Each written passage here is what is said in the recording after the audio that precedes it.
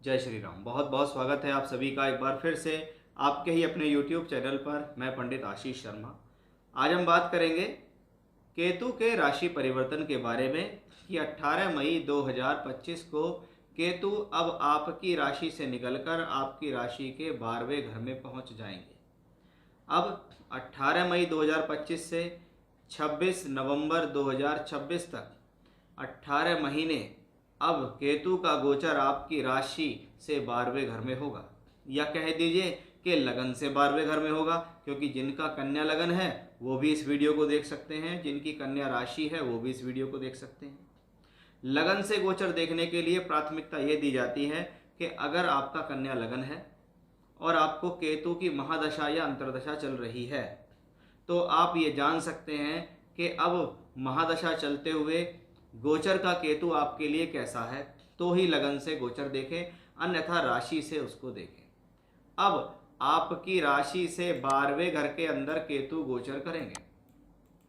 इन 18 महीने के अंदर केतु का गोचर 12वें घर में रहेगा, उल्टा चलता हुआ रहेगा। यानी केतु क्या होते हैं, सदैव वो उल्टे चलते हैं, वक्र गति से चलते हैं। अब इस वक्र गति में चलते हुए सबसे पहले वो आते हैं उत्तरा फाल्गुनी नक्षत्र में, फिर पूर्वा फाल्गुनी नक्षत्र में और फिर स्वयं अपने मघा नक्षत्र में। तो 12वें घर के अंदर केतु जैसा ग्रह वक्र गति चलता हुआ जब इन तीन नक्षत्रों से गोचर करेगा तो उन 18 महीने में आपके लिए क्या लाभ है, क्या सावधानी है, क्या चेतावनी है, क्या आपके लिए शुभ है, क्या आपके लिए अशुभ है, किन बातों का आपको ध्यान रखना है, यह सब कुछ विस्तार से इस वीडियो के माध्यम से आपको मिलेगा। इसलिए इस 10 मिनट की वीडियो के अंदर मिलेगी 18 महीने की जानकारी। वीडियो की शुरुआत करने से पहले पहली बार आप मेरे चैनल पर आए हो, आपको वीडियो पसंद आता है तो लाइक करिए, शेयर कीजिए, सब्सक्राइब कीजिए मेरा चैनल। कुंडली दिखानी है आपको तो स्क्रीन पर व्हाट्सएप नंबर मैंने दिया हुआ है, वहाँ अपना डिटेल्स भेज सकते हैं। ये एक पेड कंसल्टेंसी होगी। सबसे पहली बात, कन्या राशि या कन्या लग्न, 12वां घर। अब 12वां घर जैसे ही ज्योतिष शास्त्र में आता है तो 12वें घर के कारकत्व हमारे सामने आते हैं, क्योंकि एक घर है और एक ग्रह है। जैसा कहते हैं ना, हर किसी के घर में जाओ तो सबका माहौल अलग अलग है। अब जब सबका माहौल अलग है इसका मतलब सबके कारकत्व अलग है। हमारे पास यहाँ ज्योतिष में 12 घर हैं। हम 12 घर, 9 ग्रह और 27 नक्षत्रों को लेते हुए आपसे बात करते हैं। हालांकि जब हम कुंडली देखते हैं तो इसमें यह विषय और गहरा हो जाता है, क्योंकि इसमें हम दशाओं का और वर्ग कुंडलियों का प्रयोग भी करते हैं, गोचर का प्रयोग भी करते हैं। यहाँ क्या है, सिर्फ हम राशि से गोचर को देख रहे हैं। अब 12वां घर जिसको हम नुकसान, खर्च, जेल, अस्पताल, आश्रम, इंपोर्ट एक्सपोर्ट, दूर स्थान की यात्रा, विदेश के लिए जानते हैं। अब ऐसे ग्रह घर के अंदर एक केतु जैसा प्लेनेट बैठता है जो एक अशुभ ग्रह है। ज्योतिष शास्त्र में 2, 8, 12 को समभाव भी कहा गया। समभाव का मतलब है ये प्लेनेट एग्जैक्टली ऐसे फल देता है जैसे उसमें प्लेनेट्स होते हैं।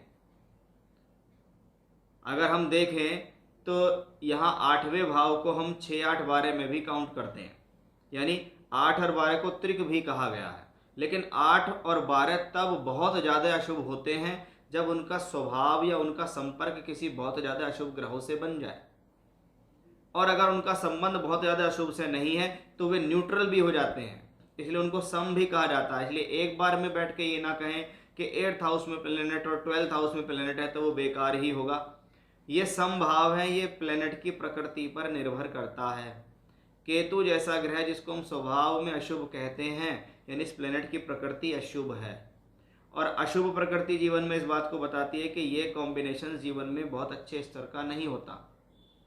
कि केतु अगर 12वें घर में जाता है तो सबसे पहला ध्यान आपको ये करना है कि आपको आने वाले समय में अपनी पूंजी को सुरक्षित रखना है। ये स्थिति जीवन में धनदायक होती है, क्योंकि मैंने पिछले समय में बताया था कि भी राहु 6ठे घर में ट्रांजिट कर रहा है। राहु के अपोजिट में केतु है। राहु अगर आपको जीवन में संघर्ष करा के कुछ दे रहा है, आगे बढ़ने की क्षमता दे रहा है, तो वहीं केतु इस चीज़ को बताता है कि आपने जो पूंजी कमाई उस पूंजी को क्या आपने सही जगह लगाया या इन्वेस्ट करा। ऐसी स्थिति में ये होता है कि आपको अभी से इन 18 महीनों में एक आदत डालनी है कि आपके पास जो पैसा आए उस पैसे को आप लगातार अपने ऊपर एक तरीके से बर्डन समझ के कहीं दूसरी जगह लगाना शुरू करो। फॉर एग्जाम्पल, आपके खाते में मान लीजिए हर महीने 20,000 रुपये बच जाते हैं, तो आप उसमें से आदत डालो, कम से कम 10,000 रुपये किसी म्यूचुअल फंड में या आरडी आदि में डालना शुरू करो।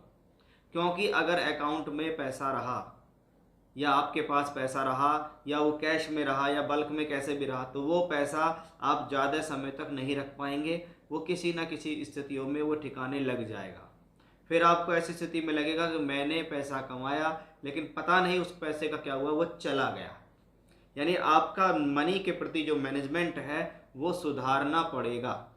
अन्यथा, क्योंकि केतु 12वें घर में शत्रु की राशि में है, इसलिए ये शत्रु राशि का प्लेनेट आपके पैसे को किसी न किसी रूप से ठिकाने लगा देगा।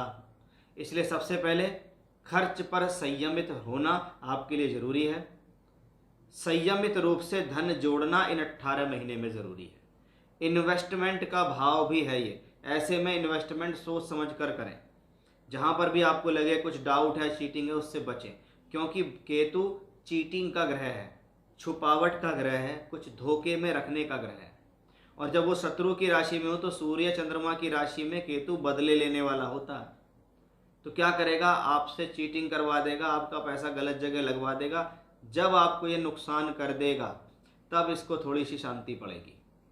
तो उससे आपको बचना है कि मुझे इस दौरान गलत जगह इन्वेस्ट नहीं करना, अपने पैसे को सुनियोजित करना है। व्यर्थ की यात्राओं से ऐसे में बचें तो आपके लिए अच्छा है। अदरवाइज यात्रा के दौरान किसी प्रकार का चोट आदि लगना, एक्सीडेंट होना या आपको किसी प्रकार से कोई हानि हो सकती है, ऐसा भी हम यहाँ कह सकते हैं, जिसको स्वास्थ्य की हानि कह सकते हैं। क्योंकि 12वां घर अगर अस्पताल है तो छठा घर रोग है, तो छठा और 12वें का एक्सेस बन रहा है, जिसमें देखें तो राहु अच्छा है लेकिन केतु अच्छा नहीं है। क्योंकि राहु 6th हाउस में भी है, भाव भी अच्छा है, शनि की राशि में वो भी अच्छा है, लेकिन केतु कैसा है, केतु अशुभ है। इसलिए इस केतु से आपको सावधान रहना होगा। अब इसमें एक चीज़ और मैं ऐड कर देता हूँ, जब जब सूर्य और मंगल ग्रह आपके इस केतु के ऊपर ट्रांजिट करेंगे, वो समय काल विशेष सावधानी का होगा। शारीरिक, मानसिक और आर्थिक तीनों तौर पर विशेष सावधानी बरतनी पड़ेगी। अगर आप ऐसे में कोई इंपोर्ट एक्सपोर्ट करते हैं तो उसका विशेष ध्यान रखें, क्योंकि ऐसे में बहुत बार माल का फंसना, बहुत बार क्या होता है, जो लोग बाहर भेजते हैं तो पता लगा वहाँ की जो कस्टम ऑफिसर वाले हैं उन्होंने कोई माल पकड़ लिया, या आपका कोई माल आया है उन्होंने कैच कर लिया, फिर उसके धांधलेबाजी में आप लगे रहे, तो ऐसा भी ऐसी स्थिति में देखता है। कोशिश करें ऐसी स्थिति में विदेश से संपर्क ना बनाएं। संपर्क ना बनाए का मेरा मतलब है कि अगर विदेश से कोई काम छोड़े दिन का है तो करें, लंबे समय के स्टे ऐसे में सफल नहीं माने जाते। इस बात का थोड़ा ध्यान रखना है। ऐसी स्थिति को मैं बहुत अच्छा नहीं मानता, किस लिए, आध्यात्म के लिए, मेडिटेशन के। लोग तो कहते हैं जी केतु 12वें घर में मोक्षकारी होता है, लेकिन डिपेंड करता है वो कैसी राशियों में। सामान्य तौर पर जल तत्व राशियों में शुभ ग्रहों के प्रभाव में केतु बेहतर होता है, लेकिन यहाँ सूर्य की राशि है जो क्रूर राशि है, साथ ही साथ केतु के लिए वो शत्रु है। तो ऐसी स्थिति में ध्यान आदि लगाना शुभ नहीं है, या आप अगर ऐसे में कोशिश करेंगे अपना ध्यान लगाना तो आप ध्यान नहीं लगा पाएंगे। चंद्रमा से या लगन से 12वें घर में गया केतु अनिद्रा की परेशानी भी देने में सक्षम है। यानी मेडिटेशन तो करिए, योगा करने की जरूर कोशिश कीजिए और एक्सरसाइज करिए, जिससे आपका माइंड डाइवर्ट हो और आपका शरीर थके और आपको नींद आए। क्योंकि ऐसा केतु अनिद्रा की समस्या दे सकता है, सिर दर्द की समस्या दे सकता है, माइग्रेन की प्रॉब्लम दे सकता है, आंखों से संबंधित रोग, त्वचा से संबंधित रोग, आपका जो हेड पार्ट है इससे संबंधित प्रॉब्लम देने में सक्षम है। यानी हेल्थ इश्यूज़ में अगर कोई प्रॉब्लम आएगी तो वह ऐसी वाली प्रॉब्लम आपको आ सकती है। इसका आपको विशेष ध्यान रखना होगा, इसलिए केतु से विशेष सावधानी है। राहु जितना आपके लिए बेहतर है, केतु उतना नुकसानदायी भी है, क्योंकि केतु एक अच्छे भाव में नहीं है, अच्छे ग्रह की राशि में नहीं है, और वो इसके लिए एक शत्रु कहलाते हैं। इसलिए ऐसे केतु से सावधानी ही जरूरी है, अन्यथा ये 6-12 का एक्सेस अपना पूरा काम करेगा। जहाँ 6 अच्छा रिजल्ट देगा वहीं 12 अच्छा रिजल्ट नहीं देगा। इसलिए शास्त्र में अगर देखें तो केतु को 8वें और 12वें घर में बहुत अच्छा नहीं माना गया, डिपेंड करता है वो किस राशि में है। जैसा कि मैंने बताया कि जल तत्व राशि में शुभ प्रभाव केतु के लिए उचित है, लेकिन अन्य राशियों में, क्रूर राशियों में चला गया तो ये खराब भी हो जाता है। तो इस प्रकार के केतु से सावधानी रहनी है 18 महीने तक आपको।